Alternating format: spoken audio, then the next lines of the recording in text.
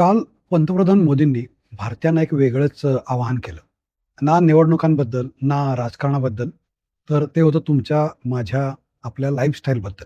त्यांनी नेमकं काय आवाहन केलं? तर अनावश्यक प्रवास कमी करण्यासाठी पुन्हा वर्क फ्रॉम होम आणि ऑनलाईन मीटिंग्ज वाढवा. पब्लिक ट्रान्सपोर्ट, EVज आणि कारपूलिंग वापरून इंधनाचा वापर कमी करा. परदेशात फिरायला जाण्याऐवजी भारतात पर्यटन करा.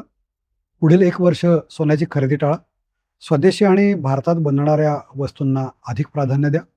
रासायनिक खतांचा वापर कमी करून नैसर्गिक शेतीकडे वळा. खाद्यतेलाचा अनावश्यक वापर कमी करा आणि उधळपट्टी टाळा. आणि सर्वात महत्त्वाचं म्हणजे व्यक्तिगत सोयीपेक्षा देशहिताला प्राधान्य द्या. अनेक लोक याकडे फक्त वाढत्या इंधन दरांवर किंवा जागतिक तणावावर दिलेली तात्पुरती व्यवस्था म्हणून पाहतील. पण खरा मोठा प्रश्न हा आहे, की भारत आता जागतिक अनिश्चिततेच्या काळात अधिक आत्मनिर्भर आणि आर्थिकदृष्ट्या मजबूत बनण्याची तयारी करत आहे का? कारण हा विषय फक्त पेट्रोल, ट्रॅफिक किंवा वर्क फ्रॉम होम पुरता मर्यादित नाहीये. तर हा विषय आहे भारताला इम्पोर्टवर कमी अवलंबून बनवण्याचा, अनावश्यक कन्झम्पशन कमी करण्याचा आणि देशातील पैसा देशातच जास्त काळ फिरत ठेवण्याचा. इतिहासाकडे पाहिलं तर आपल्याला एक गोष्ट स्पष्टपणे दिसते. जेव्हा जग अनिश्चिततेच्या टप्प्यात जातं, तेव्हा विचारी मजबूत राष्ट्र त्यांच्या नागरिकांच्या वर्तनात बदल घडवायला सुरुवात करतात. आणि कदाचित भारत आता त्याच टप्प्यात प्रवेश करत आहे. जागतिक इतिहास काय सांगतो ते पाहूया. कठीण प्रसंगी अनेक देशांनी कन्झ्युमर बिहेवियरमध्ये कसे बदल केले, ते या उदाहरणातून पाहू. मोठ्या युद्धांच्या काळात अनेक देशांनी रेशनिंग सुरू केलं. ऑइल क्रायसिस नंतर जपानने फ्युएल इफिशियंट इकॉनॉमी तयार केली. त्या संकटामुळे ऊर्जा बचतीची संस्कृतीच जपानच्या अर्थव्यवस्थेचा भाग बनली. आपल्याला माहिती आहे, कोविड नंतर रिमोट वर्क जगभरात मुख्य प्रवाहात आलं. चीनने जवळपास 4 दशकं स्वतःची मॅन्युफॅक्चरिंग ताकद वाढवली आणि आज तो जगातील मॅन्युफॅक्चरिंग सुपर पॉवर बनला. सिंगापूर आणि दुबई, त्यांनी शिस्तबद्ध आणि इफिशियन्सीवर आधारित व्यवस्था तयार केली, जिथे नागरिकांचं वर्तन राष्ट्रीय धोरणांशी जोडलेलं होतं. इतरही अनेक देश आहेत, जसे की थायलंड, फिलिपिन्स, श्रीलंका, इजिप्त आणि अनेक युरोपियन देश यांनी इंधन आणि आर्थिक संकटाच्या काळात वर्क फ्रॉम होम, कमी प्रवास आणि ऊर्जा बचतीसारखे उपाय अवलंबलेले आहेत. यातला कॉमन पॅटर्न काय आहे? तर मजबूत राष्ट्रांना एक गोष्ट स्पष्ट समजते. आर्थिक ताकद फक्त सरकारच्या धोरणांनी निर्माण होत नाही, तर ती नागरिकांच्या सामूहिक वर्तनातूनही तयार होते. हे भारतासाठी महत्त्वाचं का आहे? तर आज भारत, आपला देश एका वेगळ्या जागतिक परिस्थितीत उभा आहे. एनर्जी प्राइसेस अस्थिर आहेत, सप्लाय चेन्स अनिश्चित आहेत, जिओपॉलिटिकल टेन्शन्स वाढत आहेत आणि इम्पोर्ट डिपेंडन्सी एका रात्रीत स्ट्रॅटेजिक वीकनेस बनू शकते, अशी परिस्थिती आहे. चला वास्तव अधिक जवळून पाहूया. फ्युएलची रिॲलिटी. भारत देश आपल्या क्रूड ऑइलच्या जवळपास 88% गरज ही इम्पोर्ट करून पूर्ण करतो आणि दरवर्षी यासाठी जवळपास 130 ते 140 बिलियन डॉलर्स खर्च होतात. म्हणजे आपण वापरलेला प्रत्येक अनावश्यक लिटर पेट्रोल किंवा डिझेल देशाच्या अर्थव्यवस्थेवर परिणाम करत असतो. इडिबल ऑइलची डिपेंडन्सी बघूया. भारत आजही आपल्या खाद्यतेलाच्या 55 ते 60% गरजा इम्पोर्टद्वारे पूर्ण करतो आणि यासाठी दरवर्षी जवळपास 19 बिलियन डॉलर्स खर्च होतात. म्हणजे आपल्या स्वयंपाकघरातील रोजच्या सवयी देखील फॉरेन एक्सचेंजवर परिणाम करतात. फर्टिलायझर्सचं चॅलेंज समजून घ्या.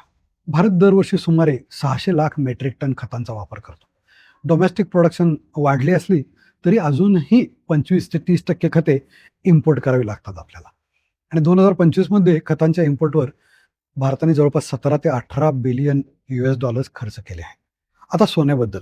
गोल्ड सर्वात महत्त्वाचा मुद्दा आणि इथेच पंतप्रधानांचं आव्हान अधिक स्ट्रॅटेजिक वाटू लागतं. भारत देश जवळपास 90% सोनं इम्पोर्ट करतो आणि दरवर्षी सोन्याच्या इम्पोर्टवर 70 बिलियन डॉलर्सपेक्षा जास्त खर्च होतो.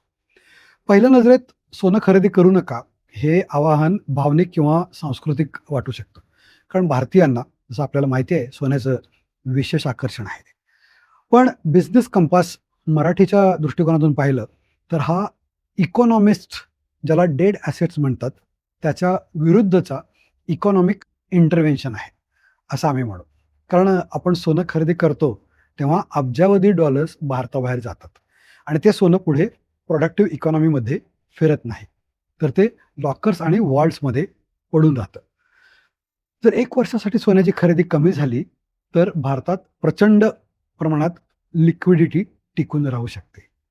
तर या दृष्टिकोनातून पाहिल्यास आता हे आव्हान तुम्हाला भावनिक कमी आणि स्ट्रॅटेजिक जास्त वाटू लागेल. आणि म्हणूनच हा विषय भारताला मानसिकदृष्ट्या आणि आर्थिकदृष्ट्या अधिक मजबूत बनवण्याचा, जागतिक अनसर्टनिटीमध्ये टिकून राहण्याचा आहे, हे लक्षात येतं. कदाचित मी म्हणेन की आपण आता सिव्हिक इकॉनॉमिक्सचा उदय पाहत आहोत.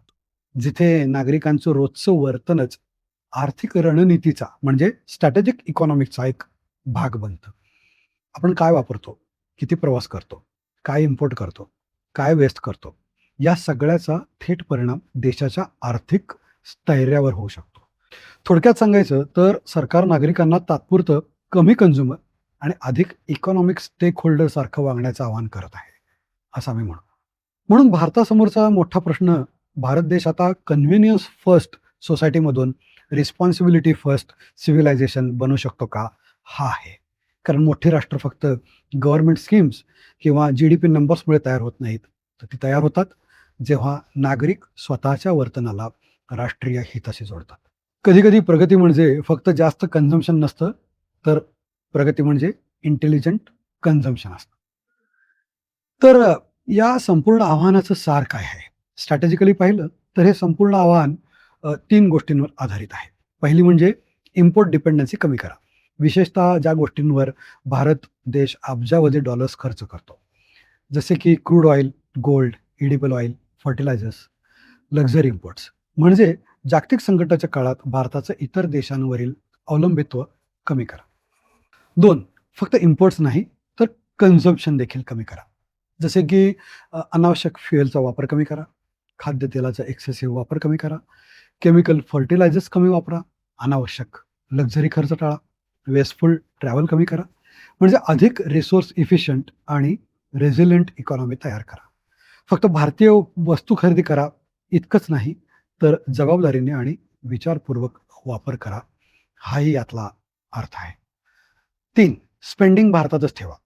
म्हणजे जर खर्च करायचाच असेल, तर त्याचा इकॉनॉमिक मल्टिप्लायर भारतातच राहू द्या. उदाहरणार्थ, फॉरेन व्हेकेशनऐवजी भारतातच टुरिझमला जा. इम्पोर्टेड प्रॉडक्ट्सच्या ऐवजी स्वदेशी प्रॉडक्ट्स वापरा. इंडियन मॅन्युफॅक्चरिंग आणि इंडियन सप्लाय चेन्सला प्राधान्य द्या. म्हणजे देशातील पैसा देशातच फिरत राहिला पाहिजे. अगदी एका ओळीत जर सांगायचं झालं, तर जिथे भारत इम्पोर्टवर जास्त अवलंबून आहे, तिथे कन्झम्पशन कमी करा आणि जिथे खर्च कराल, तिथे त्या पैशाची इकॉनॉमिक व्हॅल्यू आपल्या देशातच, भारतातच ठेवा. कदाचित हाच त्या आव्हानाचा खरा आर्थिक अर्थ आहे. तर संदेश काय आहे? फक्त चीप, अमर्याद, अनलिमिटेड आणि ग्लोबलाइज कन्झम्पशनचं युग कदाचित मंदावत चाललंय. आता फोकस बदलतोय. कन्व्हिनियन्सकडून रेझिलियन्सकडे, एक्सपान्शनकडून प्रोटेक्शनकडे आणि कदाचित भारत जगाला हाच संदेश देत आहे. जेव्हा जग अनिश्चिततेच्या काळातून जात असतं, तेव्हा ऊर्जा सुरक्षा आणि आर्थिक स्थैर्य ही प्रत्येक देशाची राष्ट्रीय प्राधान्य बनतात. त्यामुळे आता मला तुमच्याकडून जाणून घ्यायचं आहे, पंतप्रधान मोदींनी केलेल्या या आव्हानाला तुम्ही कसा प्रतिसाद देणार आहात? तुम्ही वर्क फ्रॉम होम किंवा ऑनलाईन मीटिंग्जला प्राधान्य द्याल? अनावश्यक प्रवास कमी कराल? पब्लिक ट्रान्सपोर्ट, EV किंवा कारपूलिंग वापरण्याचा विचार कराल? पुढील काही काळासाठी परदेश पर्यटनाऐवजी भारतात फिरण्याला प्राधान्य द्याल? स्वदेशी वस्तूंना जास्त पाठिंबा द्याल? सोन्याची खरेदी काही काळासाठी पुढे ढकलाल? खाद्यतेल आणि इतर संसाधनांचा वापर अधिक जबाबदारीने कराल? तर तुमच्या दैनंदिन जीवनात यातील कोणते बदल तुम्ही करू शकता, जे तुमच्यासाठी चांगले असतील आणि देशासाठीही? हे कमेंट करून नक्की सांगा. अजूनही असे विविध विषय घेऊन आम्ही तुमच्या भेटीला येत राहू. बिझनेस कंपास मराठी आमच्या चॅनलला सबस्क्राईब करा आणि नवीन-नवीन व्हिडिओज पाहत राहा. Thank you so much and have a great day.